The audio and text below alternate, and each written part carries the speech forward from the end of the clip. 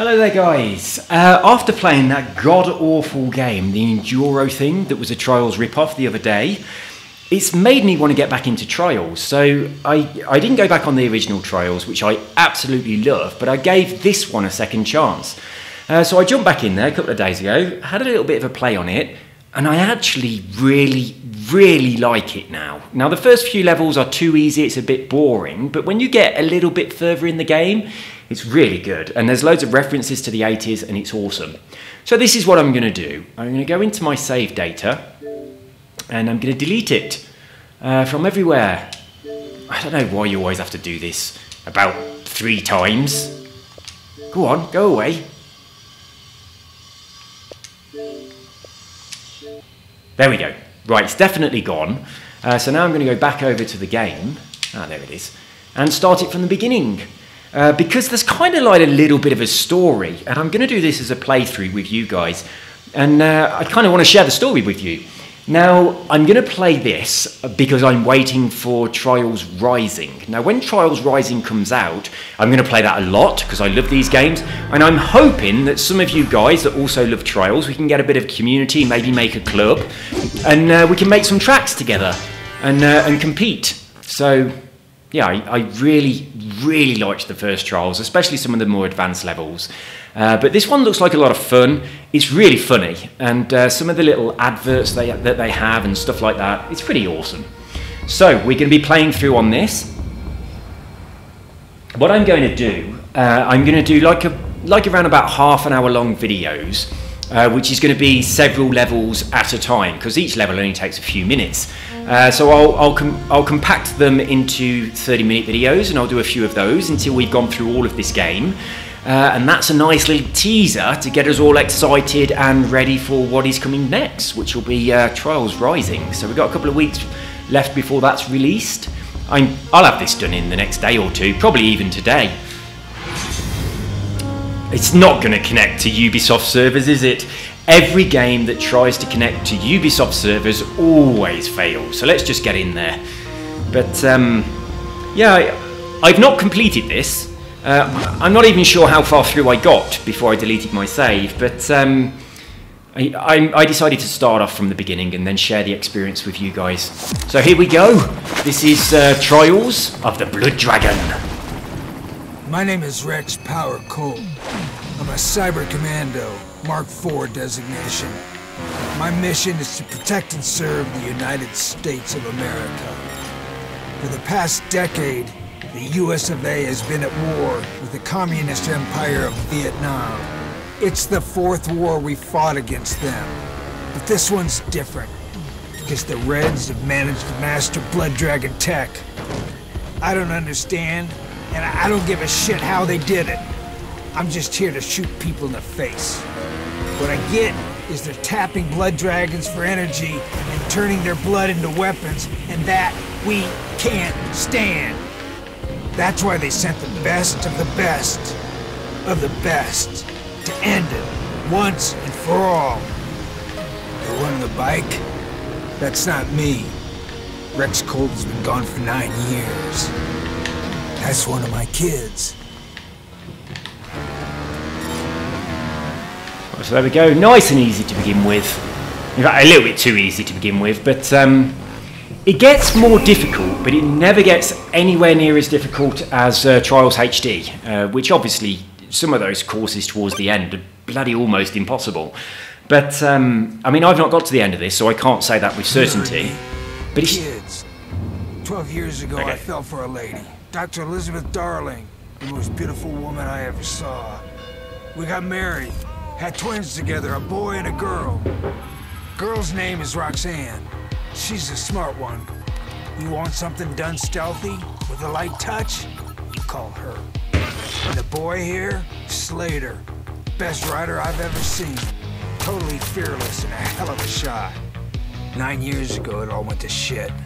My wife disappeared, left me, left us, without even a note. Just vanished. Me, I couldn't look at the kids because every time I did, it reminded me of her. I looked for her everywhere, but no luck. She was gone. So I flew to Nam and I fought that damn war by myself. Guess what? lost and died. The Rex Cole you knew is no more. The good thing was General Mason Ryback came along to take care of them once I was gone. Turned them into cyber commandos, too. Mark 6's latest tech, hiding all cybernetics under living tissues. It only makes sense for my kids to follow Daddy's footsteps. Like Slay there, on a mission to rescue POWs just like I would have. I couldn't be prouder of what those kids are about to do.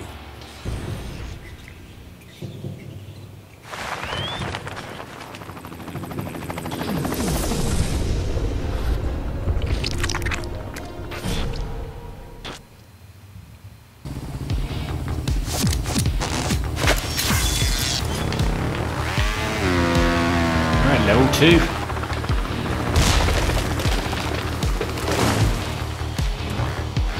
So I think we should be able to get through. Colt. This mission is of the utmost importance. Some of our soldiers have been taken prisoner by the Vikongs. We are America. We leave no man behind. Bring him home. I was just about to say before we started talking, I should be able to get through this without making any mistakes at all. And then I landed on my bloody head. So, unfortunately, we have one mistake.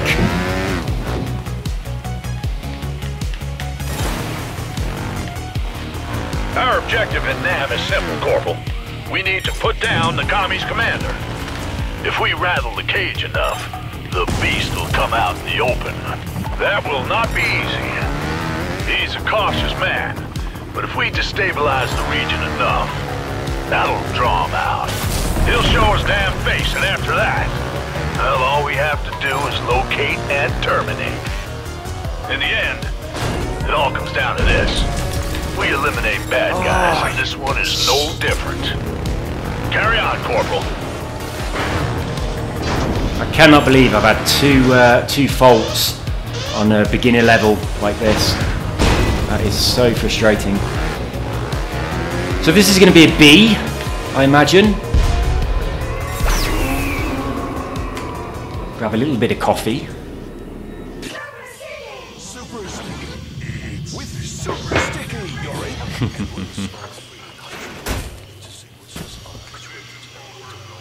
we can calculate exact spongularity of crust mixtures. Could you turn it down just a little, Slay? Some of us are studying for our next mission. Some of us are studying for our next mission. Whatever you say, Mom. I'm not your mom, I'm your sister. Okay, that was totally badass. If you'd studied, you'd have known how to dodge that. You know, sis, for a total nerd, you're alright. And for a bratty younger brother, By 6 minutes. you're okay too.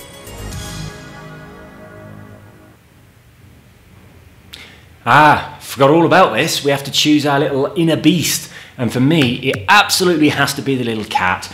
I used to have a cat called Gary, who was a ginger tomcat. He was named after SpongeBob SquarePants' snail because his meow was exactly the same as Gary the snail's meow in SpongeBob. So yeah, he's an awesome little dude. I say I used to have him. The only reason I don't have him anymore, he still is alive, and he's with my ex. So it was a cat that me and my ex owned, and when we split up, I moved, and she stayed with the house and stuff, so she stayed with the animals, because obviously it was their house. I mean, I moved to Colombia, so I'm not going to bring a cat with me to Colombia. That would be insane. Only a bee, damn you! I really should have got an A on that. It's unbelievable that I made such terrible mistakes on such an easy level. So, let's go to the hub. Gary has evolved. Hey. Full Metal Francis is what his name really is, but I'm calling him Gary. Right, let's show you around. We have a little book here. And if you go in here, it's like a sticker album. It's going to be empty at the moment. But when you get the stickers for this, it's like, do you remember those Garbage Pail Kids from the 90s? It's like that. They're really quite cool. So aside of that, never click on here because it's going to try and connect to Ubisoft, which is really annoying. That's leaderboards. Underneath the guy's bed, you can't do anything with this, I don't think. It just says this. So yeah, you can't get in the lock safe. The posters that are on the wall, you get more and more of these as you go through, and that's how you access each level. The stereo, you can switch out what it's playing in the stereo, and you get more options as you do each level, so it's kind of like the music from the level. You can go in here, and this fills out as you continue through the game. So we've got like a little poster for Vietnam War 4. When we do the next level, we'll get another poster and you get more clothes in here. But see the little lava lamp down at the left? When we go out into the main room, that's actually moving, which I think is a really nice touch. But on this screen, it's not. I don't know why they did that. But if I pop out, look, if you look at the little lava lamp on the desk next to the sewing machine, you'll see that it does move. I quite like that. I thought that was a really nice touch. So let's pop to the poster, which is how we access the next level. But before we do, I'm just going to have a very quick little bit of coffee. Okay, let's go. So hack to slash. I don't know why it says A. I don't know if that's... I mean, I've deleted my save, so it shouldn't have information from my previous save. This one says A as well. That one, you don't do anything on that one. That's a bit weird. Or maybe that's my... maybe this is my previous best grade from my score being uploaded to the servers, even though I don't have my save now. I'm not sure, but I would have got A's all the way through this.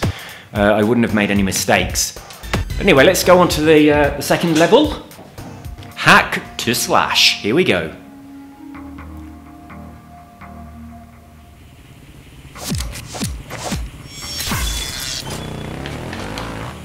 Corporal Colt, you need to infiltrate the enemy compound, hack their mainframe, and find the location of their energy source. This gig is a stealth mission. That means drop the bike as soon as you can. Clear? Clear. I just jumped over the fence, and I'm ready to hack away, sir.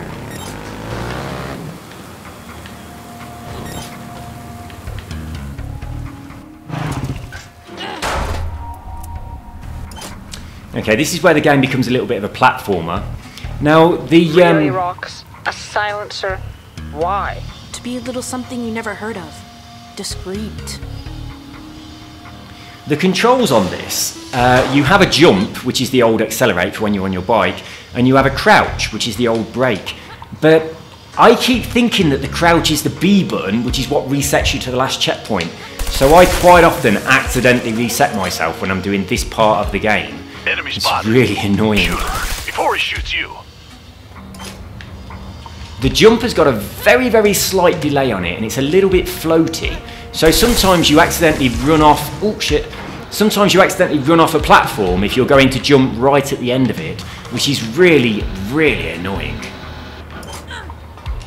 But, I mean, because I'm aware that there's that slight delay, I'm trying to be very cautious with not jumping too late. Okay, security level 4 reached. I have to admit it. I'm the best. Yeah, the jump's really, really floaty. A bit later in the game, when the actual platforming gets a bit more difficult, it's really bad. But I like this. I like this little nod Security to... level 5 reached and door open. Okay, Rox, you're almost there. I like the nod to the platformers from the 80s, like Chucky Egg and stuff like that. It gets a little bit more like that later with all the moving platforms and things. Oh shit.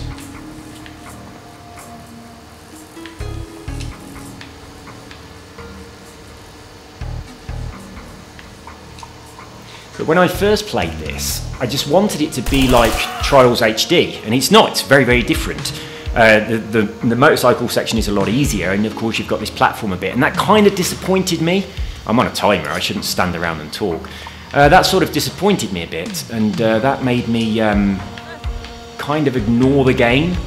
Whereas now I'm giving it a second chance, I really do like it. But I love all the 80s style. It looks like Miami Vice. I love the little adverts that they have, they're so awesome.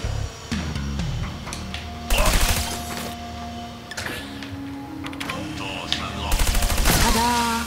Access to mainframe computer granted. Sir, in 5 minutes, you'll have the exact location you requested. There we go, job done. Coffee, quickly. Come on, Gary, level up. Only a B. No faults. Oh, it's just too slow. When I'm talking, I can't stand still when I'm talking. I've got to go forward. So the next grade was at 284 and I got 237. I just went too slow. So back to the hub. And we are back in here for the Hornet's Nest. So if this is pulling my score from the server, I only got a B on this one last time. So let's see if we can up that to an A.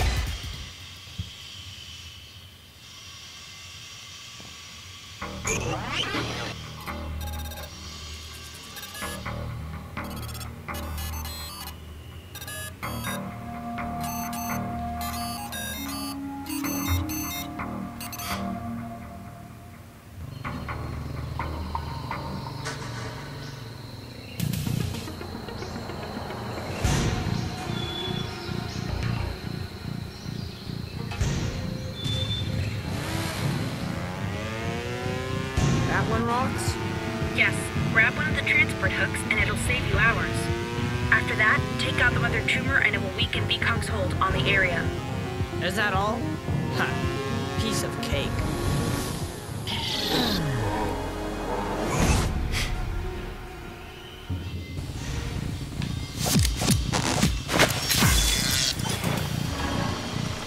The V-Kongs are harvesting Blood Dragon's blood as an energy source. It accumulates in certain areas to form tumors. That's T-U-M-O-R-S, plural. Your mission is to destroy the biggest one. Shoot any enemy who tries to stop you. Understood? Tell me, sis, is understood with one O or two?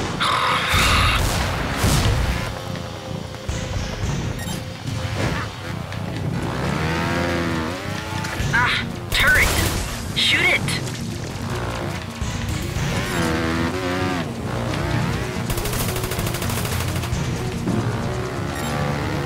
Every opportunity you get, shoot the tumors. It will disable several turrets in one blow.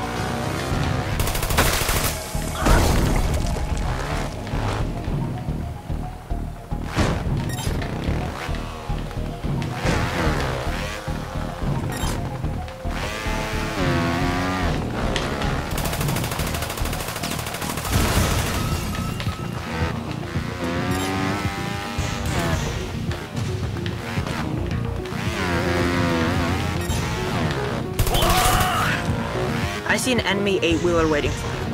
I think I just came up with a plan B to destroy the mother tumor. What's that? Go straight in, destroy everything I find on the way, and drive the vehicle directly into the tumor. Subtle. Right down your alley. I know, right? Can't help it if I got all the brains.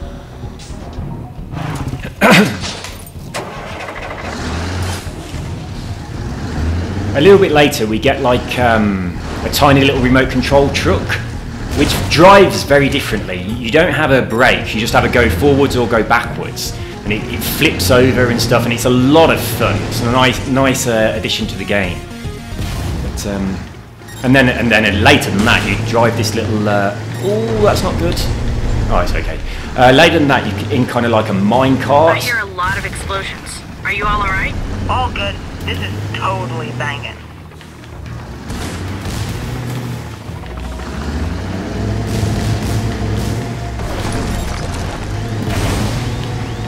So far we're on track for an A. Tally ho. Beautiful. That's got to give us an A for that. No mistakes, and we were reasonably quick. Come on. Yay! Next raid at 2:29 for a little bit quicker. That little packet is one of the stickers for the sticker book. So we now have some stickers in our little book, which are like those Garbage Pail Kids.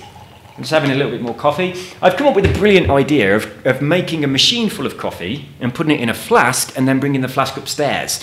So now I'm just putting a little bit of coffee in my cup so that I can drink it and it's hot, and rather than what I usually do, which is normally I bring a coffee upstairs, it goes really cold, and then I have to go AFK while I go and get a fresh one. So there we go, guys. But I'm now using a flask.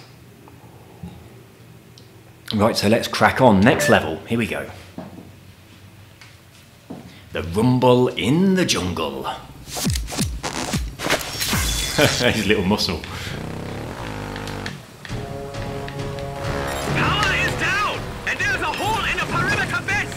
Oh, that was close.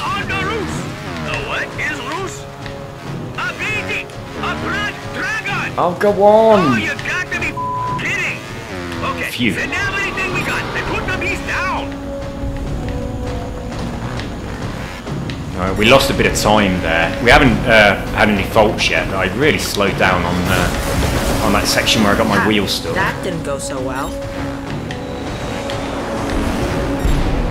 Oh, shit.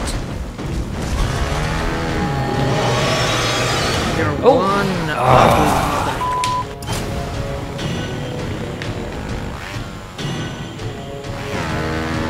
So we're definitely not getting an A on this, that's for sure.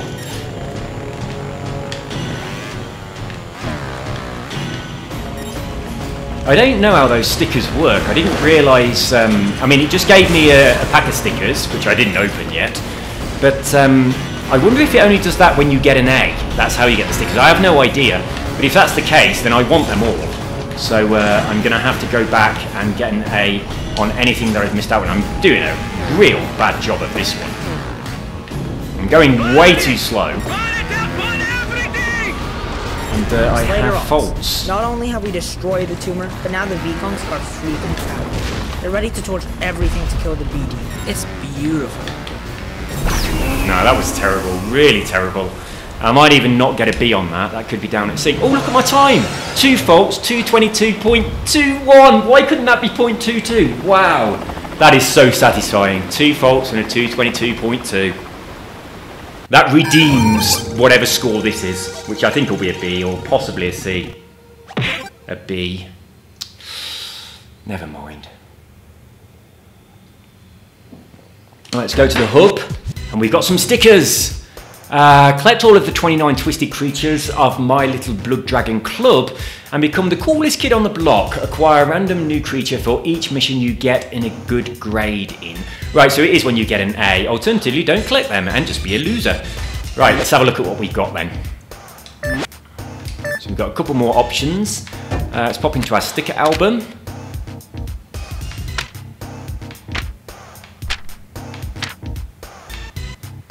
Where are they? Do I have to open them? Ah, open stickers. So the Lion Thing, as in the Lion King, of course. The Thing from John Carpenter and a lion combined. That is a brilliant film, is it not? Did you know that when they made The Thing, if you haven't seen it, there is a scene in The Thing. First of all, it's kind of like an alien thing that jumps into different people, and no one knows who it's in. So they've got this guy, and they're testing everyone's blood. And there's a scene where they're not sure who has this alien in them. And this guy is, I can't remember what happens, he's like passed out or something. They're trying to revive him, so they're pumping on his chest. And as they're pumping on his chest suddenly opens, their hands fall down into his chest, and then the Thing bites their hands. It's like these teeth that come through on the chest. And for a really long time in the community of special effects, no one knew how they did that scene. It doesn't cut away, it shows you it all, and they're like, how did they do this? Obviously, it's not done by computer-generated graphics or anything like that. It's before that sort of era. And that was like, for a while within the special effects community, that was considered to be a really good scene, and we couldn't work out how it was done.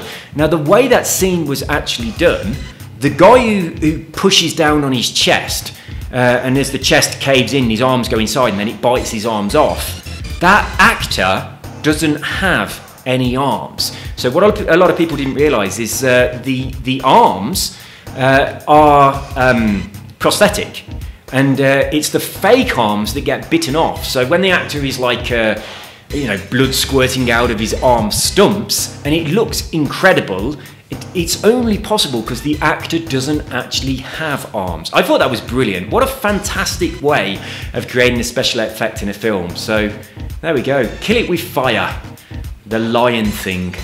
If you haven't seen it, The Thing is a brilliant film. Certainly worthwhile watching. So I've got another sticker. Let's have a look at this one. The Log Baby. I have no idea what that's a reference to. But I'm sure it's a reference to something. How is baby chopped? I have no idea what that's a reference to, but it's got a double B in baby, so maybe that is that's a little bit of a clue. So let's have a look at the next one. Killer Toilet. Watch your butt, mate. Killer Toilet. I don't know what that's from either, but it might be a little bit of reference to like the Ghoulies, a horror film from this era. I'm not sure. It probably isn't. I got another one. I've got quite a few. The Sausage Dog. I used to have a sausage dog straight out of the pound. Oh, goodness me. So I mentioned Gary, my cat. I also had Colin, my dog, who is a reference from Blackadder because he was a miniature dachshund. And Colin, who is referenced in Blackadder, is a miniature dachshund. And Colin was very, very small. He could actually walk underneath Gary without touching him. So that's how small Colin was. So we had a few cats and also one dog, and the dog was the smallest, and he looks ridiculous when you take him out for a walk. He's so tiny, and then sometimes the cats would follow us, so it was quite comical to see this tiny little dog being followed by these cats that are towering over him. Colin was such a little dude. He's still alive with my ex in England. When I do go through England, I do visit him, of course, but yeah, I miss Colin. Colin is an awesome little dog. My wife wants a dog. She had a little Jack Russell previously, but unfortunately it died. It only got to about 6 months old, and its heart was growing faster than its skeleton, and its skeleton crushed its heart. So that's the reason it died, which is really horrible. But yeah, she just wanted another little dog. And I like little dogs. I'm a big fan of them. I don't like big dogs. Big dogs smell, they jump all over your furniture and ruin things, and they're a lot of work. Whereas little dogs are a lot easier to handle, and they're quite cute. So we are going to get a little dog. So you'll be hearing that one yapping away on future videos, I imagine. But because I'm at home all the time, I was thinking that I could not only train it to do cool stuff, but I often communicate with dogs telepathically. I used to do it with Colin a lot. So with Colin, I used to send him pictures. So if he'd come up to me and kind of like whimper for something, I would send him a picture of something until I got the correct one. So I'd send him a picture of his food bowl and putting food into it, and he'd kind of tilt his head looking at me as if to say, no, what are you talking about? I'd then send him a picture of giving him some dog milk. And if he wanted that, he would run to his bowl. If he didn't, he'd tilt his head at me again as if to say, no, that's not it. And then I'd send him a picture of maybe opening him out the back door, letting him out into the garden, or a picture of his lead. Now, when I got the right one, he would instantly run to that place. So if the right one was a treat from the cupboard, he'd run to the cupboard. If the right one was some milk in his dog bowl, he'd run to his bowl. If the right one was an image of his lead and then me taking him for a walk, he would run and get his lead. So we used to do that quite a lot, and it was really apparent that he used to come to me and try and tell me telepathically things that he wanted as well. But I could make the pictures and transmit them to him and then go by his physical response, but I couldn't pick up the pictures he was trying to give to me. So it was kind of like a bit of a one-way telepathic communication, but it worked really well. And I want to tell you very quickly one more thing that Colin did. We're on nearly half an hour, so I'll tell you this little story because it is so cool. I'll tell you this, then we'll shut down this video and I'll start again for the next level. So one of the things that Colin did, because he was a sausage dog, like a miniature dachshund, he's quite long, and he was very small. So he had a lot of difficulty getting up and down stairs. Now, when he was a puppy, he couldn't get up and down stairs. We used to have to carry him. He eventually learned how to go upstairs, which meant that if he went upstairs, he would get stuck, and then he'd be at the top of the stairs crying for us to go and get him. Now, on this one occasion, I was at my parents' house, and I was sitting in the living room with my parents, and my brother was there with his wife, and a couple of other people were there. And Colin had gone off into the hallway, and he'd gone upstairs by himself. And I was thinking, oh, in a minute, I'm going to have to go and get him. And then he just came back in. And I was like, that's weird. Did he go upstairs or not? Because he can't come back downstairs. And he came back in. He was so excited. And his whole back end was wagging, not just his tail. But he was coming up to me, and it was barking at me. He's got a really excited bark. And then he was running back into the hallway and looking at me, and he used to jump with his front feet to the side. I mean, if you've got a dog, you know what I'm talking about. And that's kind of like his way of saying, come here, come here. So I was just sitting there drinking a cup of tea with my parents, And we were all laughing about how excited he was. And then he kept running back to me, barking at me again, running back to the hallway and then doing the little jump. And he did it over and over again. And I was like, look, he wants me to follow him, so I'm going to follow him. So I went into the hallway and followed him. And he ran up the stairs. He kept stopping and looking to make sure I'd follow him. So I followed him up the stairs. And we got to the top on the landing. And he turned around, facing down the stairs. And then he looked up to me. And then he looked back down the stairs. And he went down one step, and then he looked at me to make sure I was watching him, and then he went down another step, and he kept looking, and then looking back down, and then he just went all the way to the bottom. And when he got to the bottom, he looked back up at me, and he was running round in circles, barking, just so excited. And it was like, Daddy, Daddy, Daddy, look, look, look, look, look, I can do it, I can do it. And he was so proud of himself. And then, I mean, his tail was going absolutely nuts. And he ran back into the living room where my parents were and my brother was and everybody. And he was just running around so excited that he'd learned how to go down the stairs. And it's like, I thought it was so cool how he'd learned to do it. And all he wanted to do was to show me that he could do it. He was very desperate for me to go and watch him. And then as soon as he started, he stopped and looked to make sure I was watching. But yeah, it was really, really awesome. But as far as Colin was concerned, because I was home all the time, he really, really bonded with me. And obviously, he wasn't my dog. It was my ex's dog. He was bought for my ex, and it was her that wanted the dog. So obviously, when I left, he stayed with her, and obviously she stayed with the house and all that kind of thing. And I certainly wasn't going to bring him over to Colombia. So it's the same situation with the cat. I mean, the dog and the cats adored each other. They used to sleep together, cuddling each other and things like that. So they really strongly bonded. So obviously I can't break that up. And now my ex has another dog, which is also a miniature Dachshund. And now, I mean, they really, really love playing together. So I do kind of miss them, of course. When I go back to England, I do see them. They're still excited to see me. But because I was able to communicate with the dog and the cats telepathically, and I used to do that quite a lot, I continued doing that after I'd left. So before I close down the video, I'll just tell you something else very quickly. One of the things that I used to do for a living, well, it wasn't really for a living, so I didn't get paid. But I used to go and live in other people's houses whilst they were on holiday looking after their animals, so looking after their dog or looking after their cat. And because I can communicate with animals telepathically by sending them images, one of the things I could do is the animal was always really anxious to begin with because their pack has gone and they have no idea where their pack is. So the first thing I'd do is I would sit down with the animal, I'd bond with it, and then I would send them a picture through my mind of their owners, and I would show them their owners walking away from them. So I'd say, your owners have gone away. And then I would show them the light and dark cycle of a day over and over again for the number of days that their owner would be away. And then at that stage, I would then show them their owners coming back and them being very excited about it. So I'm kind of saying, your owners have gone away, they're going to be away for this number of days, this number of dark and light, then they're going to come back. Now, I didn't think of that. At the time,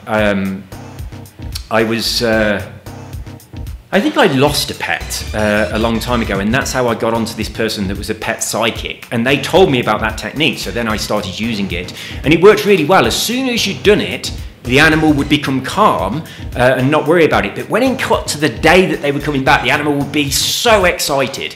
So that got rid of a lot of anxiety about not being with the animal. So I used to do that quite a lot. And then I'd meditate with the animal, and I'd do a lot of animal healing. I used to be, well, I say I used to be, I still am, and I think everybody is. I am an energy healer. Everyone has the capabilities of healing. It's just that most people don't do it. But when you do it, and you paid a lot of attention, and maybe you do something like Qigong or Tai Chi as well, it improves those abilities, and then you do have the ability to heal people and animals, and we all can do this. It's not anything special, but I used to do a lot of healing with animals whilst I was looking after them, and quite often the owners would come back and the animal had changed quite significantly, so bad habits that it had would stop. I once had a cat that I did healing with, and the cat couldn't meow. It used to just open its mouth and make squeaky noises, but when I did healing on the cat, it developed the ability to meow. So the people came back, and the first thing the cat did, it ran up to them and it was meowing, and they was like, oh my god, we've never heard the cat meow before. So some of the animals changed quite significantly because of the different healing that I'd done with them and the psychic work I'd done with them. So anyway, a few little stories about my experience with animals. I loved doing that, and I used to do it a lot. And it was a really nice thing to do. It's kind of like you'd stay in someone's apartment, and I mean, sometimes I'd be in like a house in Chelsea or something that was spectacular. So I'm staying in absolute luxury. And because you're looking after those animals, what usually happened was you stayed in their house or their apartment or whatever it was. Usually they had their fridge all full of food for you and that kind of thing. You never had to pay anything. When I first started doing it, I was looking into it, and it was kind of an idea of they take the readings of the electricity and things and you pay for what you use. But that was never the reality of it. The reality was you just turn up, you live in their house while they're away and look after their animal. I loved it, I really did. And there was actually the opportunity, and this was just before I came to Colombia, down on the south coast in England, it was in Brighton, there was the opportunity to live in a castle, and the castle had a dog, and all you had to do is to look after the dog, but in exchange for looking after the dog, the castle was your home. And you lived there, but they wanted someone for 4 years, and I couldn't commit myself to that. But they also said, because obviously the castle is a public building and all this kind of stuff, they got a lot of staff, so you didn't really have to do anything other than look after the dog, but it did mean that if you wanted to eat there in their cafeteria, all the food was free. So I was thinking at the time, oh my God, for someone who is just starting at Brighton University, they could have looked after that dog, lived in that castle for 4 years, so their accommodation paid for, their food paid for, and living in a sodding castle would have been amazing. So I was really seriously considering doing that, and then I met my wife, I came over to Colombia, and my life completely changed, so I didn't. So that was about maybe 4 or 5 years ago when I was considering this. So yeah, that's I really enjoyed looking after people's animals. It was amazing. So I did it really often, just for like a week or a weekend or 2 weeks for people that were on holiday. But then just before I came over to Colombia, I actually lived in a house for it was probably about 6 months or 9 months, where I was looking after a cat. So the guy who owned the actual house, he lived there too, but he was very often away with his work. So he was only there for a couple of days of the week. So the rest of the time it was sort of like my house. But because I was looking after his cat during that period of his work, everything was paid for. So the food was paid for, all of the bills were paid for, and I just lived there. I worked from home, and it gave the cat company. So if you ever get the opportunity to do this, if you are an animal lover, and you ever get the opportunity to do this, I strongly recommend that you do it. It's a tremendous experience. You get to experience lots of different cities. You get to live in other people's houses. I mean, you can pick and choose. So you can live in only luxurious houses that you would never be able to afford yourself, which is really bloody awesome. I did a few that were in Chelsea for incredibly wealthy people with obviously pedigree animals. So yeah, it was an experience that was beyond my level. I definitely couldn't have had an apartment that was that extravagant. So it was nice to be able to do that and have it all for free. And also the food was there as well. It's like they always filled up their fridge or their cupboards for you. And then obviously once you've done it once and when they see that their animal, which is normally funny with people, bonds with you, then every time they go away, they want you because they know their animal likes you. So once you've done it once, if you are genuinely an animal lover and you really bond with the animal, then they want you to do it again. Now, at the time of me doing this, I was doing a lot of seminars and lectures and things like that. So one of the things that I used to do, I would just sit in their home. I would be writing out a seminar presentation, like a keynote speech that I was going to do or something like this. And then I would kind of practice my speech to their animal. And I think the animals really enjoyed it. So I was really bonding with them. I was giving them a lot of attention. And I mean, the animals, immediately they're suspicious of you because you're new. But within a very short amount of time, the animals are all over me. And when the person comes back and they see that, they're like, wow, if we go away again, we need this person. And I still do get messages from those people now saying, we're going away, is there any chance at all you can come and look after our animal? But unfortunately, now I can't do it. I live 5,000 miles away, but no, I can't do it. When I was doing this, there was the opportunity to go anywhere in the world and do it, but I just stuck with the UK. At the time I was living in England, and most of the people's animals I looked after were in or around London. I spend a lot of time in London, and I consider London my home away from home.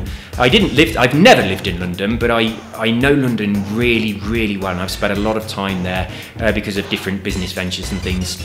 Anyway guys, that's all for me on this video. We've been chatting for 10 minutes after the end of the gameplay. So what I'm going to do, I'm going to jump into the next level and start the next video. So I'm going to keep them all at around about half an hour or so, unless maybe a sticker like this one, the sausage dog, is going to inspire me to talk about a story. I mean, I didn't talk about NWA with Straight Outta Compton, which I have a lot of stories about, because my brother is a massive hip-hop fan, so I could have gone off on a completely different tangent, but as soon as I saw the sausage dog, that just reminded me of Colin, who is such a little dude. So there we go guys, that's all from me for this video. I'm going to immediately start the next one after I've popped to the toilet, so I'll see you on the next part of my playthrough of Trials Blood Dragon. See you soon, take care.